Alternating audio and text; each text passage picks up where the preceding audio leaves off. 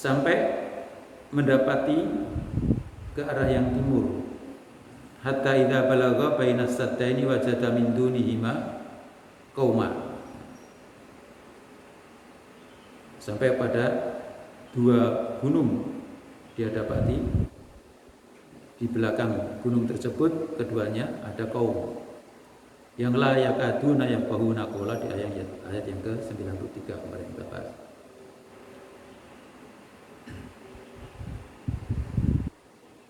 Nah, kaum itu di situ dia bertemu dengan Ya'juj dan Ma'juj. Ya'juj dan Ma'juj itu adalah selalu merusak. Qalu ya dzal qarnaini inna Ya'juj wa Ma'juj mufsiduna fil ard fal naj'alu laka kharjan ala an taj'ala bainana wa bainahum sadda. Dia minta tolong kepada Dzulqarnain, yang mana Dzulqarnain mempunyai kemampuan untuk membentengi antara dia kaum tersebut dengan Ya'juj dan Ma'juj, yang dia mempunyai sifat merusak. Nah, kaum yang di situ yang dia dapati layatuna yafqahuna qawla, dia tidak paham dengan bahasanya, hampir-hampir tidak memahami bahasanya, perkataannya. Kemudian Dzulqarnain punya penterjemah dengan kaum itu yang bisa berkomunikasi. Mereka berkomunikasi, mereka minta tolong Dzulqarnain, ya Dzulqarnain, sesungguhnya Ya'juj dan Ma'juj itu membuat kerusakan di bumi. Fahal naj'alu laka kharjan ala an taj'ala bainana wa bainahum sadda. Maka apakah engkau mau menjadikan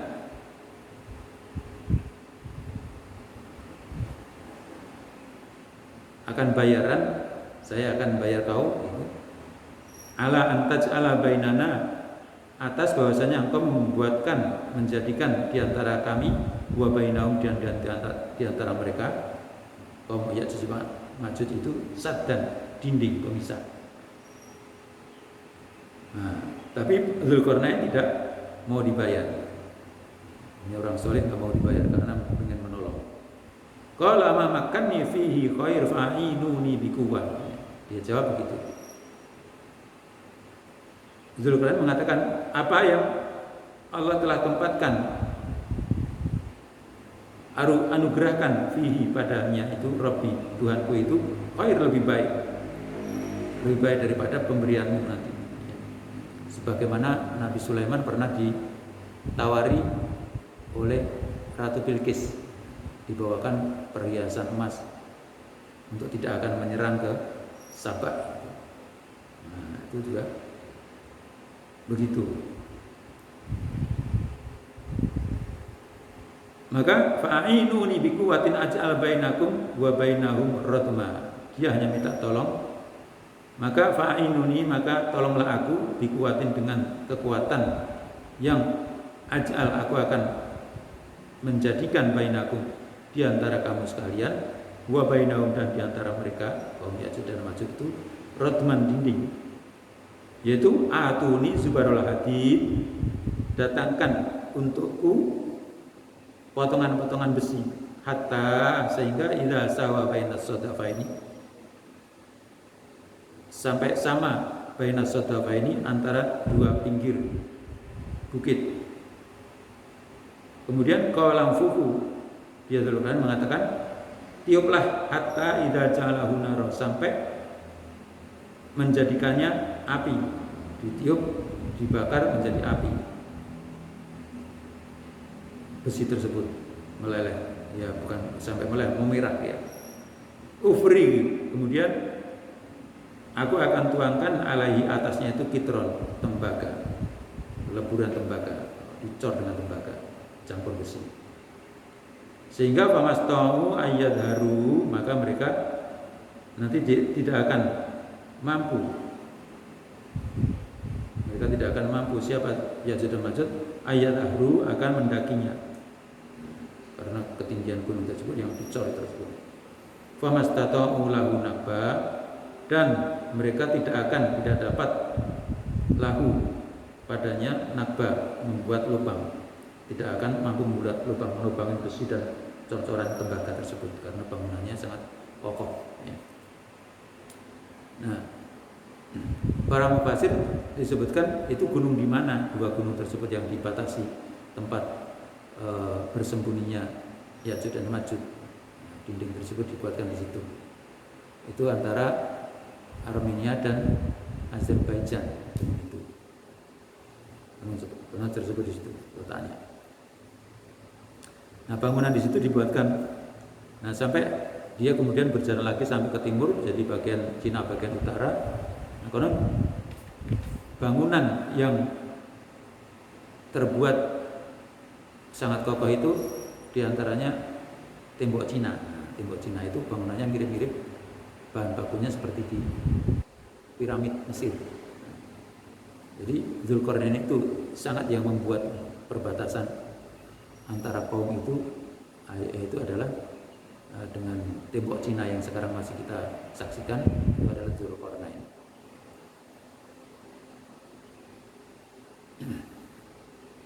Nah, sampai konon bahkan berjalan sampai paling timur, hatta idza matli asyamsi, matahari terbit. Di ayat yang ke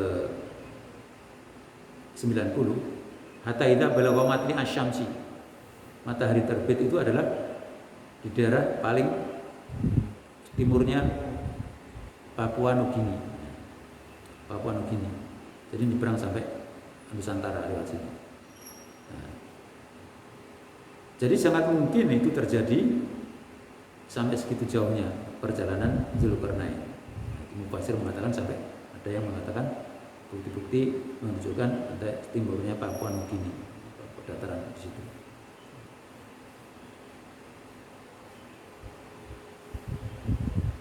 Qala hadza rahmatun mir rabbi. Dzulqarnain berkata Dzulqarnain. Hadza ini merupakan rahmat dari Allah.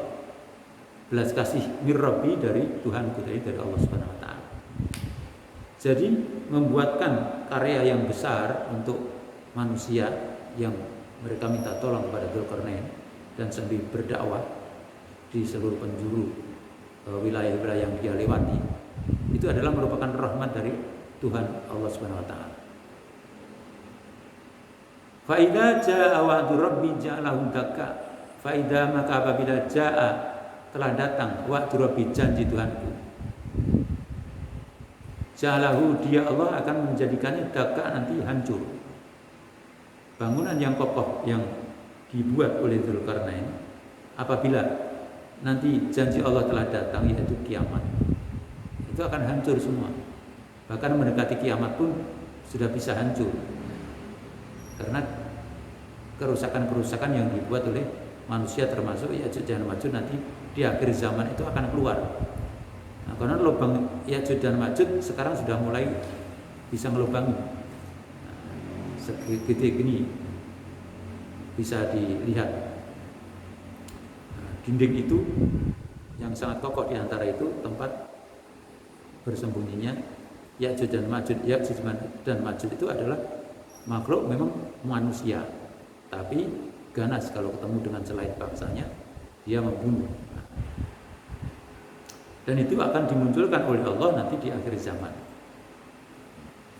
Di akhir zaman di mana mendekati kiamat. Nah, saat itu tanda-tanda Imam Mahdi sudah ada. Tanda Imam Mahdi ada itu adalah Imam Mahdi sudah lahir di bayat itu tanda kecil daripada kiamat. Karena Imam Mahdi nanti akan memimpin umat Islam seluruh dunia berbayat kepadanya.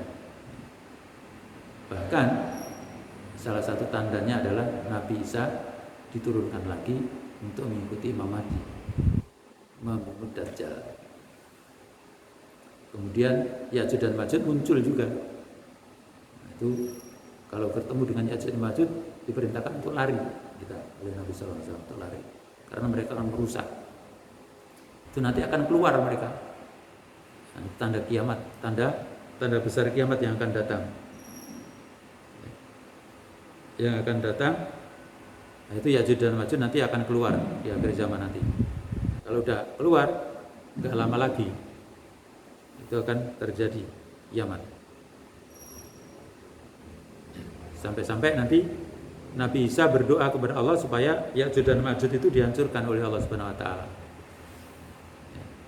Karena sudah lari sampai Gunung Tur Sinai, Nabi Isa beserta Imam Mahdi sudah terkejar, nggak bisa terkejar naik ke Gunung Sinai. Kemudian mohon kepada Allah Subhanahu wa taala untuk dihancurkan lah si Ya'juj dan Ma'juj gitu. Ya'juj dan Ma'juj. Dan Allah turunkan makhluk burung yang lehernya itu adalah seperti leher unta. Burungnya besar-besar untuk membunuh Ya'juj dan Ma'juj dan mengambil bangkai-bangkainya. Nah, sebelumnya dibunuhlah itu Ya'juj dan Ma'juj dengan cara Allah sendiri, yaitu dihancurkan oleh Allah SWT dan bangkainya ada di mana-mana. Karena Ya'juj dan Ma'juj itu bisa sampai muncul ke seluruh permukaan di mana ada manusia. Jadi timbul. Jadi dia sekarang di mana makhluk tersebut? Makhluk tersebut adalah di bawah tanah berkembang biak seperti manusia. Tidak kelihatan ya. Lubangnya ada di antara gunung yang dibangun oleh Dzulkarnain tersebut di antara Armenia dan Azerbaijan. Bangunan pembatas itunya dua gunung tersebut yang dibangun itu. Wa kana wa'du rabbi haqqan, dan adalah janji Tuhanku benar. Jadi kiamat itu nanti akan benar. Kebenaran itu akan datang. Dan janji Allah itu pasti akan ditepati. Nah, kita sudah di ujung zaman ya, kita sudah tahun 1442 Hijriah ini. Nah, ini udah termasuk kita umat akhir zaman. Ya, mudah-mudahan kita diselamatkan nanti oleh Allah Subhanahu wa taala, tidak mendapatkan masa-masa yang sangat sulit. Karena masa-masa yang sangat sulit itu nanti Allah akan turunkan kesulitan-kesulitan yang besar di tahun-tahun mendatang. Yaitu berupa tanda-tanda besar kiamat itu akan mulai. Termasuk tadi disebutkan datangnya Imam Mahdi. Imam Mahdi ini sebenarnya sudah lahir sampai sekarang. Sudah lahir, sudah tinggal matangnya aja. Nanti dibaiat oleh para ulama seluruh dunia. Kalau sudah sampai waktunya. Wa tarakna ba'dahum yauma idzin yamuju fi ba'd.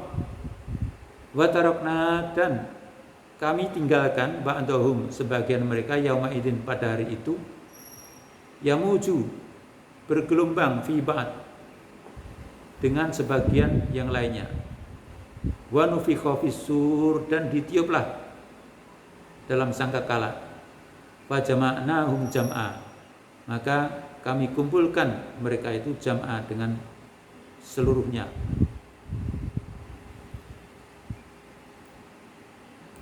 Jadi janji Allah nanti akan datang berupa kiamat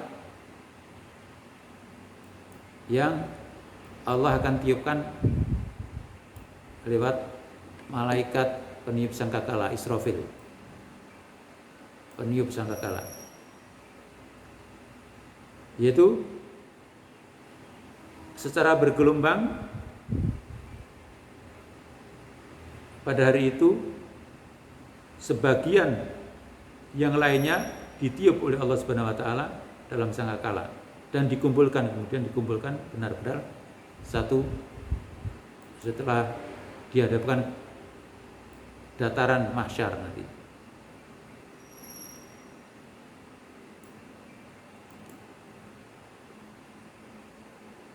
Wa aradna, dan kami perlihatkan Jahannam, akan neraka Jahannam itu yauma idzin pada hari itu lil kafirina, bagi orang-orang kafir, ardo, dengan jelas di hadapannya.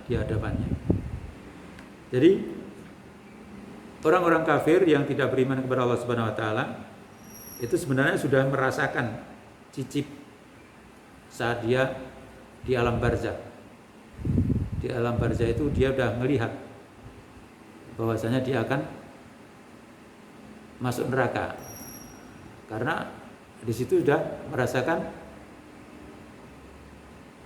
akan azab Allah Subhanahu wa taala, dikubur dan diazab oleh Allah Subhanahu wa taala.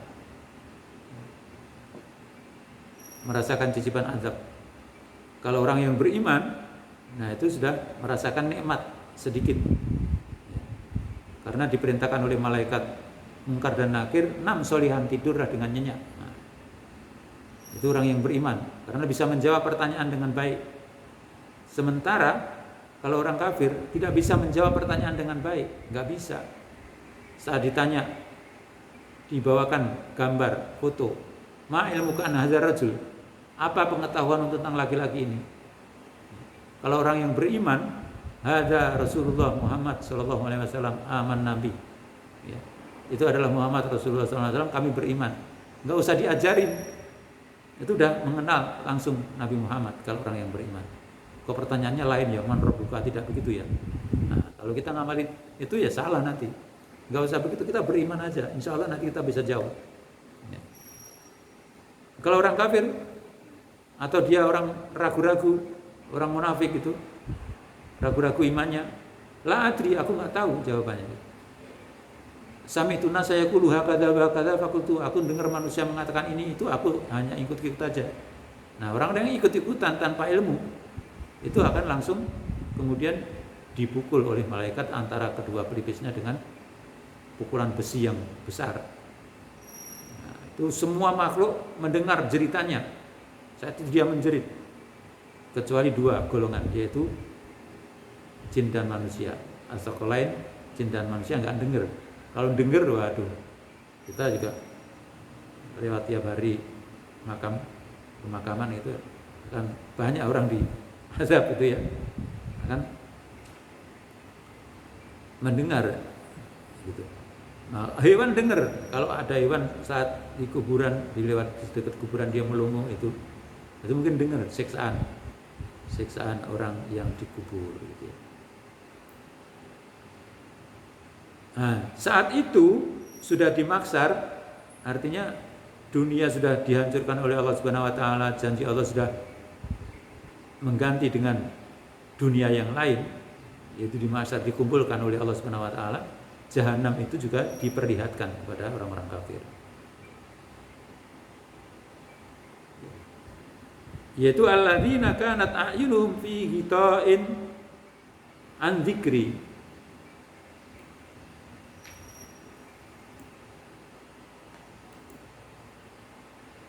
Orang-orang kafir itu adalah yang kanat adalah a'yunuhum, mata-mata mereka, fi ghita'in, dalam keadaan tertutup, an dzikri, dari peringatanku.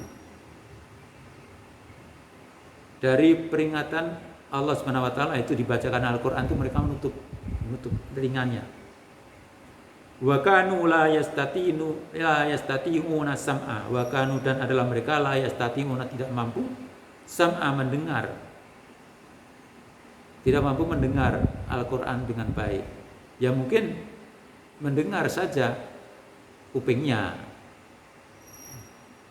tapi tidak masuk ke dalam hati. Tidak masuk untuk pelajaran ke dalam hati.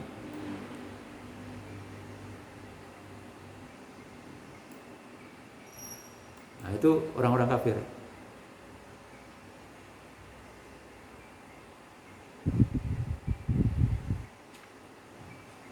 Jadi orang kafir ini merugi. Dia tidak mau mendengar dari peringatan Allah, dibacakan Al-Quran malah lari pergi. Ya. Mata mereka tidak mau membaca Al-Quran, ya. Telinga mereka tidak mau mendengar Al-Quran.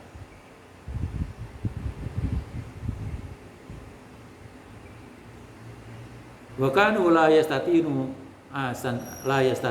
sam'a. Karena kedzaliman, kegelapan hati-hati mereka, menurut Abu Sa'ud disebutkan ini permisalan. Mereka itu berpaling dari petunjuk dari Allah Subhanahu wa taala, sehingga mereka tidak mendapatkan hidayah untuk beriman kepada ayat-ayat Allah. Meskipun Al-Quran diperdengarkan kepada mereka, tapi malah mereka menolak. Nah, itu sifat-sifat orang-orang kafir yang begitu. Meskipun ada juga yang diperingatkan karena dapat hidayah oleh Allah Subhanahu wa taala, dia beriman. Afahasibal ladzina kafaru, apakah menyangka alladzina kafaru, orang-orang yang kafir itu, ayyattakhidhu, bahwasanya mereka itu akan mendapatkan ibadi, menjadikan ibadi, hamba-hambaku, min duni, dari selainku, auliya'a, sebagai pemimpin, pelindung. Nah, mereka yang memberhalakan hamba Allah, baik dari kalangan jin maupun manusia, nah, itu orang-orang kafir. Apakah mereka menyangka orang-orang kafir itu akan mengambil hambaku sebagai pelindung pemimpin? Inna, sesungguhnya kami Allah, a'tadna, sediakan jahannama, bagi jahanam tersebut, lil kafirin, bagi orang-orang kafir, nuzulan, tempat tinggal. Jadi jahanam dijadikan tempat tinggal orang-orang kafir. Jadi orang yang mengambil pemimpin orang-orang kafir, nah itu akibatnya juga seperti itu. Hamba Allah disembah, manusia disembah, makhluk jin disembah. Disembah itu bukan berarti dia kadang-kadang menyembah tunduk-tunduk sujud, itu tidak. Yaitu digambarkan di dalam surat At-Taubah, ya. Ittakhadhu ahbarahum wa rubbanahum arbaba min dunillah wal masih ibn Maryam. Mereka mengambil ahbar-ahbar mereka, pendeta-pendeta mereka, rahib-rahib mereka sebagai Rabb, Tuhan, min dunillah, dari selain Allah, dan juga mengambil Isa bin Maryam juga sebagai Tuhan mereka. Itu termasuk itu orang-orang yang ingkar kepada Allah, orang yang kafir kepada Allah Subhanahu wa taala.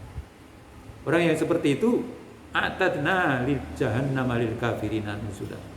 Kami sediakan bagi orang-orang kafir itu sebagai tempat tinggal jahanam tersebut. Jadi mesti hati-hati. Kadang-kadang kita menuruti perkataan-perkataan manusia yang memakai aturan selain aturan Allah. Nah, itu juga sama juga hukumnya menembak. Padahal mereka sudah bersaksi kepada Allah Subhanahu wa taala. Saya bersaksi, saya bersumpah demi Allah. Al-Qur'annya dipakai di atasnya. Taruh di atasnya. Kan pejabat-pejabat dulu begitu. Demi Allah saya bersumpah. Tapi setelah itu enggak mau memakai hukum Allah, maka malah melanggar hukum Allah. Ya. Maka malah merampok, malah korupsi harta-harta rakyat. Nah, gitu. Uang-uang rakyat dipakai, diambil, dirampok, jiwasraya dirampok dan sebagainya. Nah, gitu. Masih banyak lagi contoh-contoh. Tidak memakai hukum Allah, maka memakai hukum manusia. Tidak menegakkan hukum Allah, bahkan memusuhi hukum Allah. Ajaran Islam malah dimusuhi. Nah, tidak diajarkan, malah dihapuskan dalam pelajaran-pelajaran pendidikan sekolah, disetip, dihapus. Padahal dalam pelajaran fikih madrasah aliyah itu aja ada khalifah merupakan salah satu ajaran Islam yang syariah Islam. Itu ada di dalam pelajaran fikih. Jadi umat Islam harus menegakkan kekhalifahan. Karena harus punya khalifah, harus punya pemimpin. Khalifah itu adalah pemimpin. Pemimpin. Nah, ini malah dimusuhin. Nah, itu.